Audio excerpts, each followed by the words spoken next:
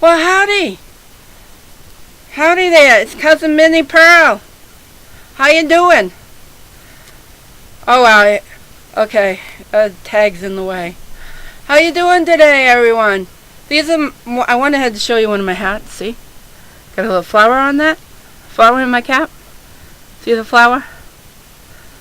You can wear, and then you can pull the cap up like this if you want, with a flower on it. This one's a little small for me, but it has a really nice big brim. It's a great hat. Prices will be going up because it's going to go on my Estee shop. So, if you want them for $40, I would subscribe. I would check them out on my blog. Okay, let's get down to business. I'm doing a tarot tag, but my hair was a mess, so I had to put something on my head, and I just thought, I'll put on one of my homemades. Okay, let's see. Got to go to the page. When and how did you first discover tarot? Gosh, I don't know if I can remember that. Wow. That was a while ago that I discovered tarot. When was it? Probably over 20 years ago. It had to be. Had to be back in the late 90s, 96, 97-ish. I got involved with a group of people that were into geomancy, and then me and this girl sat down and we tried to figure out the tarot. But I was intrigued. It was a Rider-Waite-Smith deck, and after that I started searching for decks. So, how long have I been working with tarot? Well, kind of since then. I mean, it's been on the shelf, off the shelf, on the shelf, off the shelf. You know, it's one of those things where I'm not, it wasn't a constant thing, but, it's like each time I used it, the more I learned. I learned about it. Do I consider myself a deck collector? Hell no. I do not want a huge collection of decks. After seeing all the decks that are out there and realizing there's hundreds of them, I want a nice collection, but I want it to be small. So if I guess it depends on what you're interested in. I guess in a way you could say we're all collectors if we have more than one deck, but I do not need a whole shelf full of decks.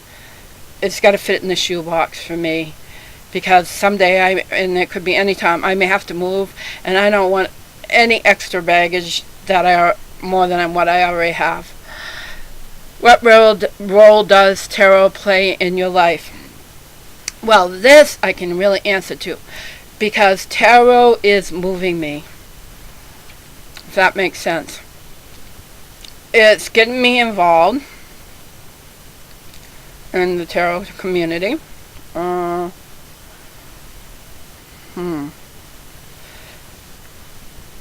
It's getting me out of my comfort zone, because I kind of been, not of my own making, but I've kind of been housebound lately. It's really not all about me, but some of it is about me, but it's not. And so it's getting me out. I was looking for where I could do tarot readings. And I noticed a place by me, but it was called a Life Path Fellowship, and I said, well, that sounds interesting. It's kind of, so I found myself, make a long story short without going into detail, I found myself in a meditation group found out there's a meditation group that works 20 miles from me, meets Wednesday nights. In April they're going to start up with a drum circle again, and they do tarot readings on one Saturday a month. And so hopefully next month I'll be able to get in on their Tarot Saturday. And so it's everything right up my alley that has been missing from my life. But it's not the hierarchical. Well, it is a little hierarchical, but it's more inclusive. You don't have to be a specific faith of anything. You can be whoever you are, but it's all spiritual based. So that's the role I would say tarot is bringing. It's somebody bringing me back into my spiritual life. which I was losing. So, do you use any system of correspondence with tarot? If anybody listens to my channel for 5 minutes, you know I work with the elements. Those are my main guidelines for tarot. That's what I started working with, the elements, a long time ago when I was just out of high school in the early 80s. I started working on a different spiritual path, and the elements were a very big part of that. And since the elements play so much into tarot, then they are my main correspondences. What is one deck that you feel most comfortable in using no matter the situation? I would say, and I don't have it here, it's upstairs because I'm doing something with it, is the Everyday Witches Tarot. That is, I think, any situation that's going to work, no matter if it's serious, and it always adds something whimsical to the situation. Don't shut off, computer. Other than for doing readings, do you use tarot in other ways? I do not like to get into tarot to predict the future, to use tarot as a crutch. Do I mind doing spreads for myself once in a while? No. But that's mainly the way I would use it. Once in a while, just as a check-in, because I'm so intuitive. I usually know. I don't mean to brag, but I just know. And so that was doing spreads for myself on occasions, but I'm not going to do a look-ahead spread. I believe we all have control of where we're going in life, so to say I'm going to do a year spread to look ahead in my coming year, no, that's not going to happen. Okay, let's move on to the other one. Other than for doing, do you read tarot for predicting the future? I just answered that question. Not personally, I don't like reading for the future, but if it's ingrained in a question that a client might have, then absolutely, it's going to use the future. But like somebody said, that's not the end all of tarot.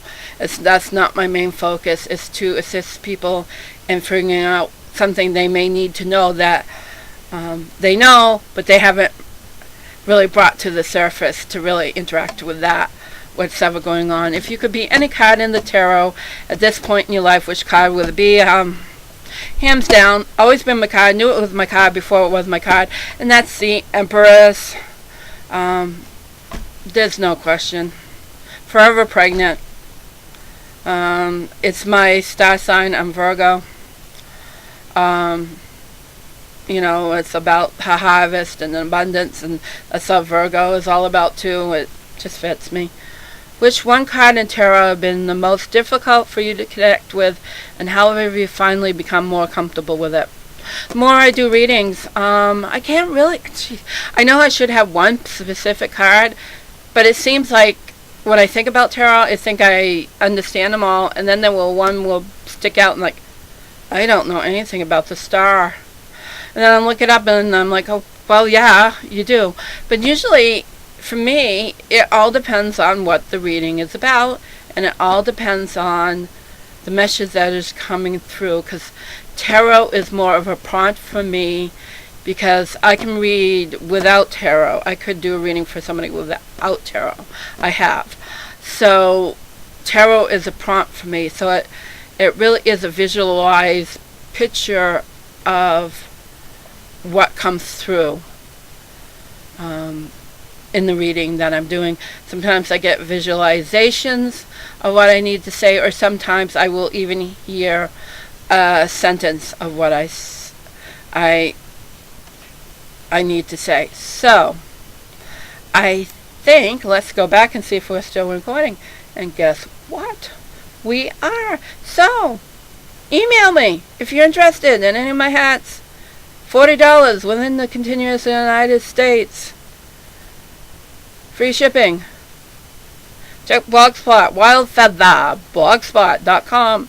I have them all there. And I have videos of them, because as soon as I get my Estee shop up, price is going up because I got to cover the Estee. So that has been my tarot tag, the Hootstop Maha. Wonderful tarot tag. A lot of stuff that wasn't covered on the 31 Days of Tarot. Thank you, Amber, for tagging me, telling me to do this tag. Because if you tell me to do a tag, I will do it. No, hugs. I know you're going to be getting better now. Getting past symbolic. It's time for the light to come in and fill up that energy for you. And I get hyper now when I do readings. I mean, when I do videos. When I do readings, the energy just starts flowing, and then I'll go back to sleep. Have a good one, everyone. People of the tarot. Make sure I hit stop.